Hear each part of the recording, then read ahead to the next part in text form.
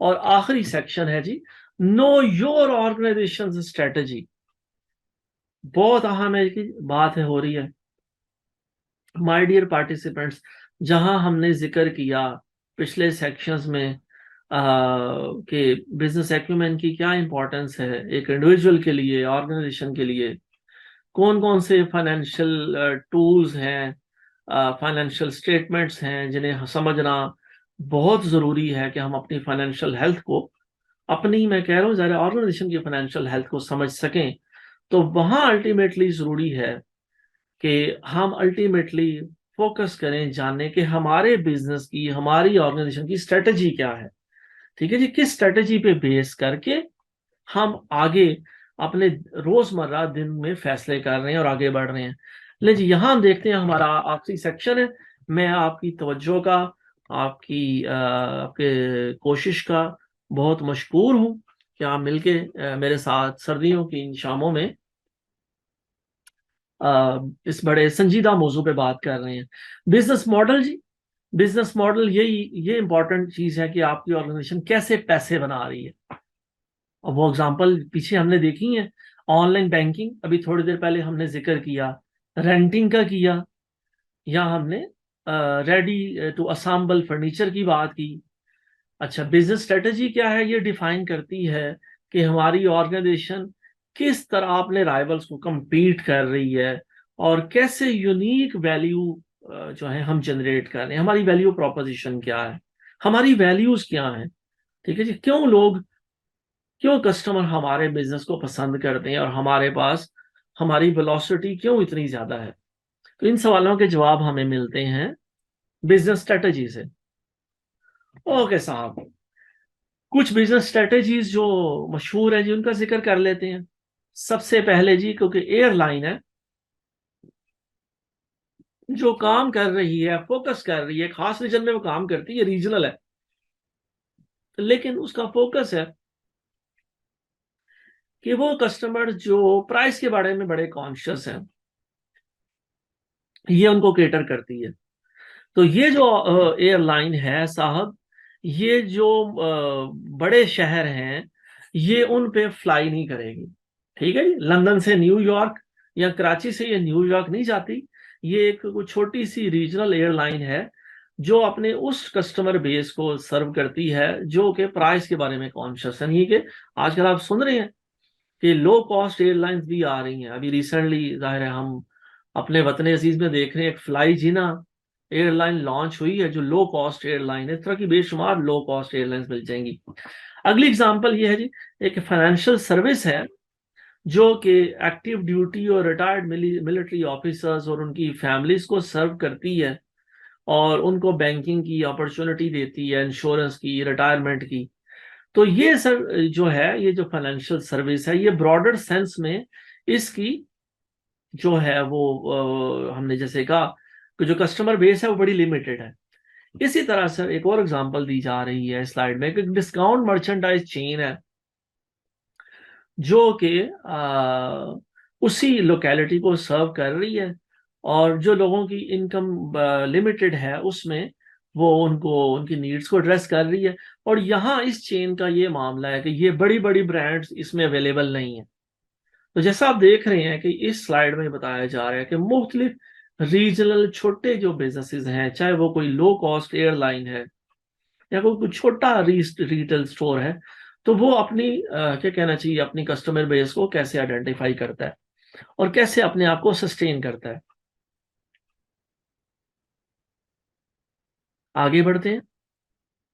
Okay साहब, यहाँ वक्त आन पहुंचा कि ये छठी टूल किट को हम विजिट करें, हम देखें, एक्सप्लोर करें और हमें बिजनेस मॉडल और बिजनेस स्ट्रेटजी को हम आइडेंटिफाई कर सकें कि बिजनेस मॉडल, बिजनेस स्ट्रेटजी अगरचे इंटरचेंजेबली, मुझे उर्दू में इसके लिए टर्म नहीं मिल रही, दोनों एक ही चीज का समझा जाता है, लेकिन ये दो मुख्तलिफ चीजें हैं। हम इन्हें समझें, इन्हें एक्सप्लोर करें और सही समझें कि हमारे ऑर्गेनाइजेशन का बिजनेस मॉडल क्या है। आगे बढ़ते हैं सर। ओके जी, क्यों स्ट्रेटजी को हम समझें? अगर हम स्ट्रेटजी को समझेंगे तो सर हम इन सवालों के जवाब दे सकेंगे।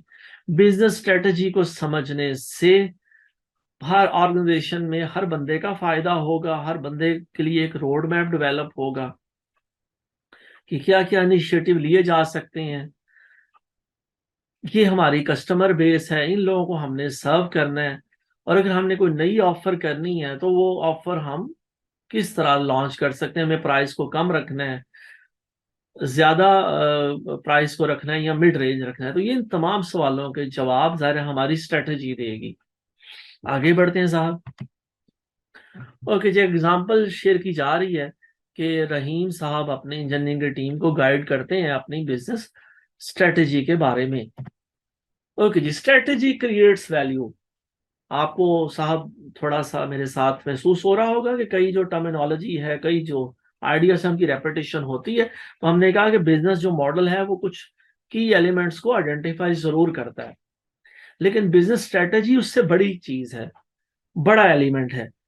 म- मुझे माजर जी छींक आते हैं।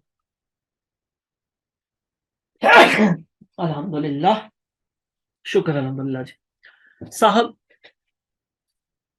बिजनेस स्ट्रेटजी बताती है हमारी वैल्यूज क्या है। ठीक है जी, हम क्या वैल्यू करते हैं अपने तमाम स्टेक होल्डर्स के लिए, वो अपने कस्टमर, अपने एम्प्लॉयज, अपने सप्लायर्स, अपने एनवायरनमेंट। हम क्लाइमेट चेंज के बारे में सेंसिटिव हैं या नहीं, हम कार्बन फुटप्रिंट को कंसिडर करते हैं या नहीं। तो ये सर सस्टेनेबिलिटी के पैराडाइम में बिजनेस स्ट्रेटजी ज़ाहिर है वैल्यू क्रिएट करने का नाम है, उसकी तरफ इशारा करती है। ओके जी, strategy is based on customers. अब साहब ज़ाहिर है हम स्ट्रेटजी बना सकते हैं। तो पहला एलिमेंट है कि स्ट्रेटजी हमारी कस्टमर पे बेस है। तो हम चाहते हैं कि हमारे कस्टमर्स की WTP, अगर यहाँ टाइम होता तो मैं यकीनन आपसे पूछता हूँ मुझे बताएं WTP से क्या बनता है, लेकिन जाहिर है वक्त को देखते हुए विलिंगनेस टू पे। WTP है जी विलिंगनेस टू पे। हम क्यों कर अपने कस्टमर्स की विलिंगनेस टू पे बढ़ा सकते हैं।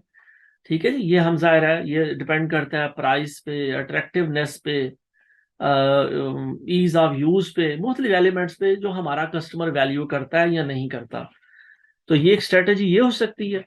ठीक है जी, यहाँ बात की जा रही है दोबारा कि value focused customer manager, focused manager searches for ways to increase WTP at every stage of the customer journey, earning the customers trust and loyalty. तो हमारी कोशिश होनी चाहिए कि हम अपने कस्टमर की जो उसका ट्रस्ट है, उसकी जो लॉयल्टी है, उसे अर्न करें, और ताकि अल्टीमेटली हमारी हमारी वेलोसिटी भी बढ़े। प्रॉफिट मार्जिन को ही नहीं देखते रहना चाहिए, वेलोसिटी पे भी फोकस होना चाहिए। अच्छा साहब, बिजनेस एक्यूमेन के पैराडाइम में दोबारा बात की जा रही है कि अगर स्ट्रेटजी हमारी कस्टमर फोकस्ड है तो हम सोचें इस सवाल को बार बार, इस एस्पेक्ट को कि हमारे कस्टमर्स क्या वैल्यू करते हैं किस चीज को, और वो क्यों किन एस्पेक्ट्स को वैल्यू करके हमें पे करने को तैयार है। हम नई नई अपॉर्चुनिटी ढूंढें और कस्टमर एक्सपीरियंस को इम्प्रूव करने की कोशिश करें। नहीं, अगर हमारी स्ट्रेटजी कस्टमर फोकस्ड है तो फिर ये चीजें, इन चीजों की बात करना, इनको सोचना बहुत जरूर है। आगे जी, दूसरी स्ट्रेटजी हो सकती है कि हम एम्प्लॉयज पे फोकस करें। ये भी एक अच्छी स्ट्रेटजी हो सकती है, होनी चाहिए कि हमारे एम्प्लॉयज किन चीज़ों को वैल्यू करते हैं, कि हम उनके लिए इंटरेस्टिंग वर्क इन्वायरमेंट दें, चैलेंजिंग वर्क दें, उन्हें इन्वायरमेंट सेफ होना चाहिए, उनके स्किल्स की इन्हांसमेंट होनी चाहिए। मैं आपसे शेयर करता चलूँ इस प्लेटफॉर्म पे कि अगला इंशाल्लाह ताला मैं अगले कोशिश करूंगा कि नेक्स्ट जो है हम अट्रैक्टिंग कस्टमर्स और हायरिंग, सॉरी, अट्रैक्टिंग एम्प्लॉयज और हायरिंग एम्प्लॉयज पे अगली प्रेजेंटेशन कंडक्ट करो तो मैं आपसे वो जरूर शेयर करूंगा। तो बहरहाल यहाँ वो ज़ाहिर कस्टमर्स या एम्प्लॉयज की बात हुई तो इसलिए मैंने इसका जिक्र मुनासिब समझा। तो बहरहाल जी, एम्प्लॉयज पे अगर आप फोकस्ड हैं तो फिर जाहिर है इन चीज़ों को आप देखेंगे, आप फ्लेक्सिबल आवर्स और वर्क लाइफ बैलेंस को भी एड्रेस करेंगे। तो ये सारा मल्टीनेशनल्स और जो बड़े बड़े बिजनेसेस हैं, जो कामयाब लोग हैं, कामयाब जो कारोबार हैं, वो इन चीज़ों पे भी आजकल फोकस कर रहे हैं।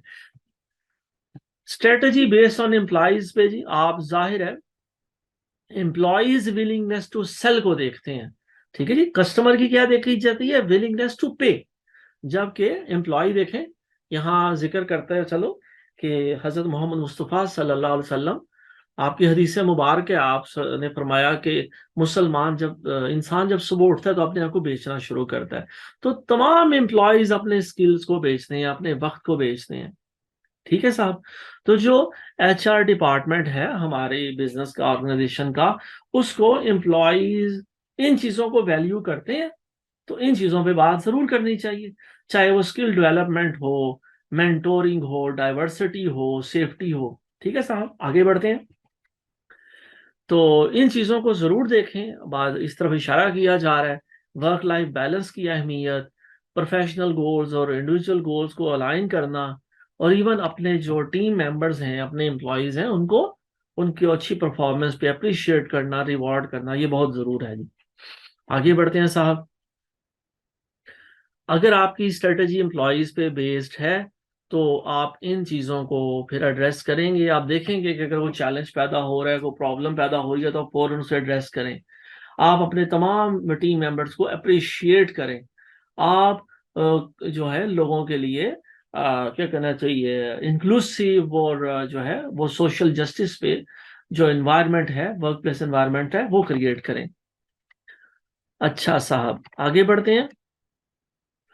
तीसरी जो डायमेंशन है हो सकती है जी, हमने स्ट्रेटजी बनाई कस्टमर फोकस्ड, कस्टमर सेंट्रिक, दूसरी थी एम्प्लॉय फोकस्ड, और तीसरी स्ट्रेटजी हो सकती है जी, तीसरा उसका एस्पेक्ट हो सकता है सप्लायर पे आप डिपेंड करें, सप्लायर पे फोकस करें। क्योंकि सप्लायर जो हैं वो हमें जाहिर है रॉ मटेरियल या जो है जो भी चीजें प्रोवाइड करते हैं, और अगर हम उनके साथ मिलकर काम करेंगे तो अपनी ऑपरेटिंग कॉस्ट को भी कम कर सकेंगे, और जाहिर है प्रोडक्टिविटी को बूस्ट करेंगे।